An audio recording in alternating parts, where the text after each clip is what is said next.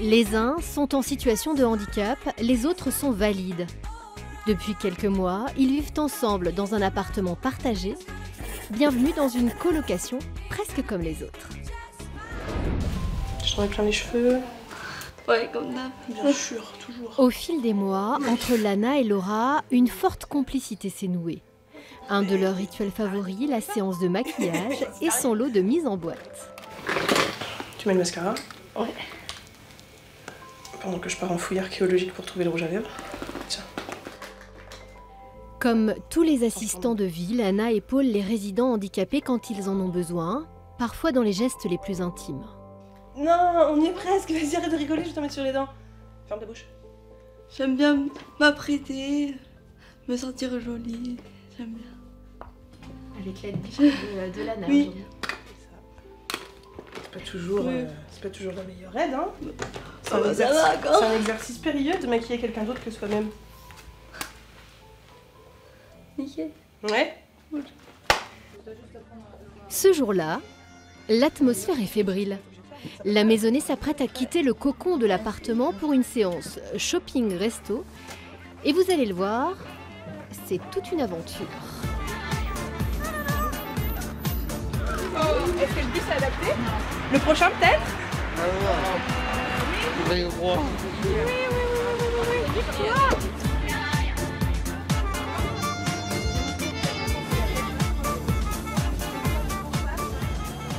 Oh mon Dieu, bon, on sera jamais dans ça. Et ouais, le prochain.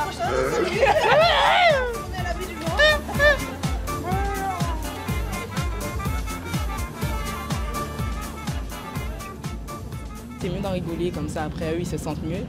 Donc surtout Jérémy qui ressent énormément les émotions. Donc s'il voit qu'on s'énerve, et ça pas bien du tout. Donc c'est mieux, oui. Après un bus et 2 lignes de tram, ce marathon se termine au sprint. Pas question de laisser la fatigue, le froid ou le regard de certains passants émousser l'élan du groupe. C'est un petit peu le grand jeu, ouais.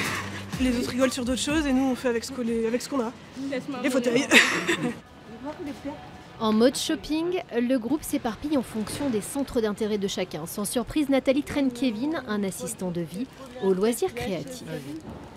Jérémy, lui, ne pouvait rater le rayon musique. Dans sa roue, une autre assistante, Catherine, ces deux-là partagent leur coup de cœur du moment. Je sais plus où je l'ai trouvé, tiens, lisse en attendant.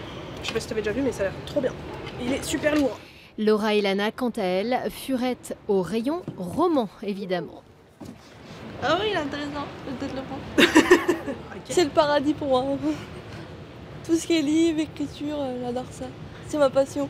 On est en dehors des liens du travail.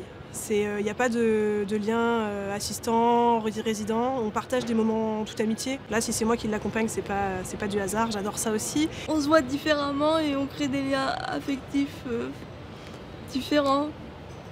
Et du coup, on oublie un peu nos soucis. On s'évade un peu. Jolizo, elle est super Jolizo. Je te fais écouter la 4. Je t'assure, il est super. On sort comme tout le monde, on peut profiter de ses passions et acheter, voilà. Et être au sein du monde.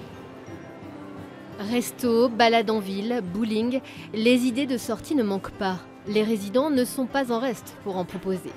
Ça tombe bien car ces petites virées n'ont rien d'anecdotique. On n'est pas pareil à la maison qu'on l'est à l'extérieur, donc il y a d'autres pistes de travail aussi, au niveau de la socialisation, au niveau du regard des autres. C'est aussi différent à l'extérieur et puis c'est important parce que nous-mêmes, tout le monde, vous également, dans la vie de tous les jours, vous sortez et c'est important que tout le monde puisse le faire aussi. Donc on lutte effectivement contre les bus qui ne sont pas forcément toujours adaptés, contre les trottoirs qui ne sont pas toujours à niveau, contre les allées qui peuvent être compliquées pour faire passer 2 fauteuils. C'est ça qui peut demander un peu d'énergie, mais en même temps c'est pour un beau résultat.